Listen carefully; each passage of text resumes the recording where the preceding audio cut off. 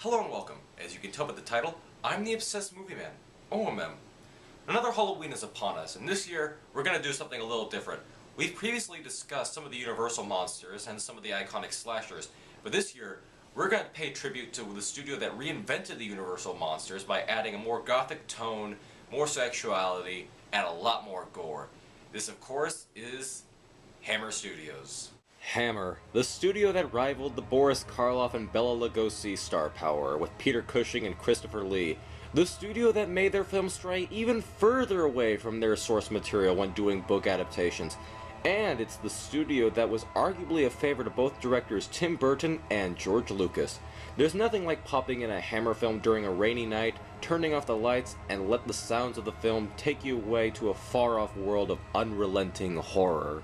The studio certainly has a good reputation, so which film am I going to pick? Well, there are far too many of their films to choose from, so I'm going to do something a little different and quickly review a select few. Is that cheating? I don't think so. I think that it's a good way to pay tribute while also recommending these films to viewers who have not seen them.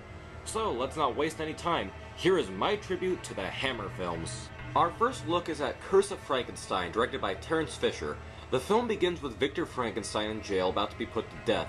He tells his tale to a priest about why he came to be in this place. At a young age, Victor was fascinated with science, and with the help of his mentor Paul, they ended up succeeding in bringing a dog back to life.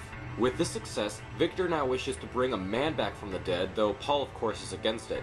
Unlike other films where Frankenstein is portrayed as being a man who we end up feeling sorry for, this Frankenstein is a cold, calculating, and evil man who has an affair with his maid and murders anyone he can in order to complete his work. After bringing his creation to life, it immediately goes kill-crazy and attempts to murder Victor and eventually escapes. The acting by both Frankenstein and the monster is really well done, where Peter Cushing and Christopher Lee play both characters respectively. While Lee has some innocent moments as the monster, he is a lot more violent than the portrayal by Boris Karloff. Frankenstein's lab is amazing to look at. Seeing the workings of all these different devices makes you believe that all of the stuff present can actually bring a man back to life. It's like if Willy Wonka became a mad scientist. Then there's the gore in the film. Up until now, there haven't been a whole lot of films that use gore so explicitly and in bright color, but Hammer started it, making the blood bright red and extremely vibrant. They wanted you to know that this film was in color, and they wanted you to see every bloody detail. Overall, the film is really good. It's full of a lot of atmosphere and is made up of a great cast. The gore is really well done and only used when needed. It's one of the better Frankenstein films, and one that you should see if you are into the Frankenstein mythology. Now we move on to Horror of Dracula, or just Dracula. In this film, it starts off pretty similar to the book, with Jonathan Harker going to the castle to visit Dracula. But then the story starts to change, with Harker secretly going there to kill Dracula, since he's a student of Van Helsing. That's all I really want to go into in terms of plot without spoiling the film, but really, all you really need to know is that it's a Dracula movie, and you kind of already know where the story is going. The film stars Christopher Lee as Dracula and Peter Cushing as Van Helsing, and they both do a fantastic job. There's something about Cushing's portrayal of these versions of characters that make me like his versions the most. As I think he is the best Victor Frankenstein, I also think he is the best Van Helsing. He has the look down and his voice is just perfect, presenting a large degree of sophistication and a calm, assured demeanor that Van Helsing most likely would have had if he were real. The same thing can be said for Lee as Dracula, who certainly has the voice down, and is the voice I think of when I read the Dracula book, though others will say Lugosi has the best Dracula voice. I can honestly not choose between the two on who is the best Dracula. Both are so different from each other. Lugosi is calmer than he is angry in the 1931 film. That's not to say he was never violent, but he was always more restrained in the film.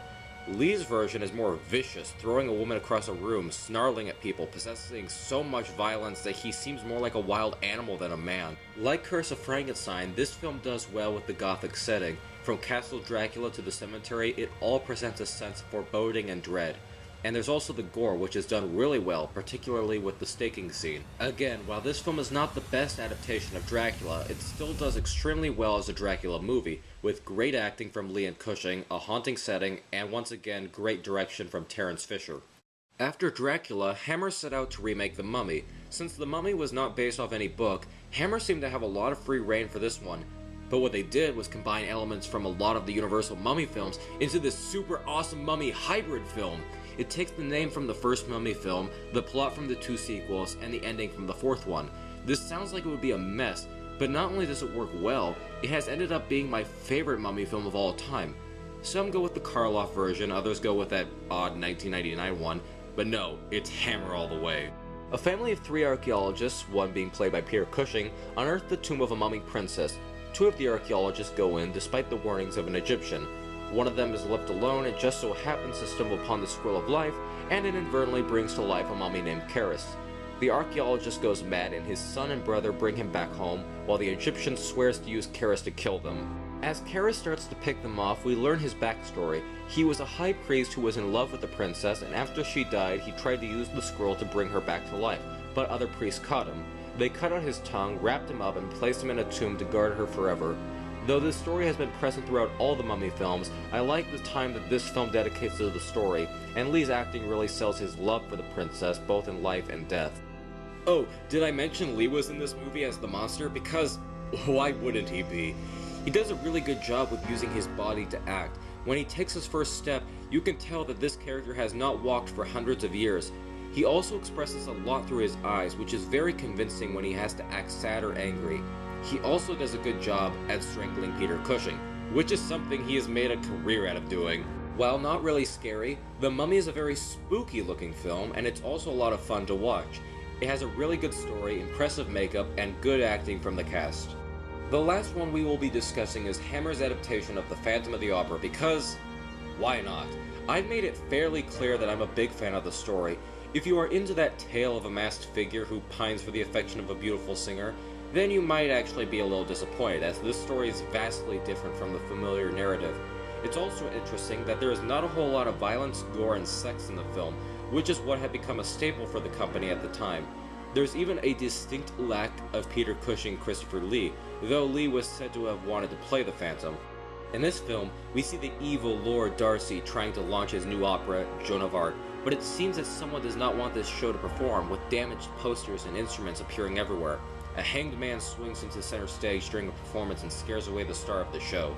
New auditions are held and producer Harry Hunter chooses the talented and beautiful Christine Charles to be the new star. So, where does the Phantom come into all this? Well, the Phantom turns out to be sabotaging Darcy's opera because in reality, it's his opera. The Phantom was once a composer named Professor Petrie who sold his life's work to the Lord, who in turn publishes the opera under his own name. After being horribly burnt when trying to destroy all copies, Petrie flees and lives underneath the opera house with a creepy mute dwarf. Now that the Phantom has heard Christine's voice, he decides that he wants the opera to commence, knowing that he has finally heard the voice of the one who will do his work justice. So there is no love story between the Phantom and Christine, which I know annoys a lot of fans, but I think that it works in terms of this film. Besides, he kind of is in love with her. Well, he is at least in love with her voice, and by the end of the film, you do see that he ends up caring for her. Also, I think the actor who played the Phantom, Herbert Lom, does a superb job. Being hidden beneath a full-face mask the whole time, Lom had to rely solely on his body language, voice, and one visible eye to create this character, and he pulled it off nicely. And speaking of his voice, it's very chilling. I've never really thought about how I pictured the voice of the Phantom to sound like, and after listening to this, I think that I will always hear this voice when I think about that question. I love the characters of this film, especially the extras. This is one of these movies where the extras are a lot of fun, such as the Cockney women outside the opera house, the 2 cabbies, the rat catcher, the owner of the opera house, and more. They're all energetic and seem like they belong in a children's book. Harry Hunter, who is basically Raoul, is extremely likable and is a vast improvement on many of the other versions of the Raoul character. And this was the very first time in any of the Phantom movies where I actually cared about the romance in the film. Heather Sears has a very innocent look to her and is very charming in a majority of her scenes. And then there's Michael Gough as Darcy, who you can tell is having so much fun playing this slimeball. He's so much fun to watch and you leave this movie being thoroughly entertained by him. I do have 3 pieces of criticism with the film though, with one of them being the character of the dwarf, who the Phantom uses to kill people. I think this element rubs a real sort of menace from the Phantom, even if he was trying to be portrayed more sympathetic than usual. Though I admit that I am aware of the rumor that the script was made with Cary Grant in mind for the lead role of the Phantom, or Harry Hunter as some sources claim, which may explain why the Phantom did not do the killings himself. And another thing I have a problem with was the payoff for Darcy's character. He is such a great villain and you want to see him face the music, pun intended, at the end of the film, and you think it's coming. The Phantom confronts Darcy in his office and Darcy rips off the Phantom's mask, and all that happens is that Darcy runs away. Really? That's it? He doesn't get stabbed in the eye or his throat slit, he just runs away? Hell, I would have been fine if he ran into the street and got hit by one of the cabbies and that's how he died. If there was any character in cinema that was screaming for some form of death, it would be Lord Darcy. And the last criticism I have is that the makeup for the Phantom is not all that impressive in my opinion. I was expecting this horrifying full-face disfigurement like The Indomitable Dr. Phibes or Wax Museum, but really it just kind of looks a little bland and anticlimactic. So I know that this film is often considered a failure in Hammer's book, but I really enjoyed this film. In fact, it's one of my favorites of theirs. True, it's not the Phantom that we are familiar with, but I think it holds up as a really good reimagining of the concept of a disfigured musician living underneath the opera house.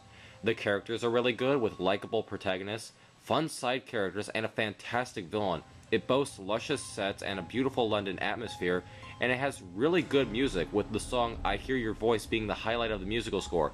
I highly recommend The Phantom of the Opera. And that is my tribute to some of my favorite Hammer films. After Universal stopped making their wave of horror, it was Hammer that took up the reins of creating some pretty scary and entertaining films, and for most of the time, they succeeded. I hope that some of these reviews may inspire you to check them out, as these films have inspired many other people.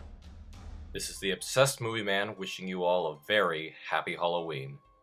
Thanks, this is an OMM review. This is OMM, signing out.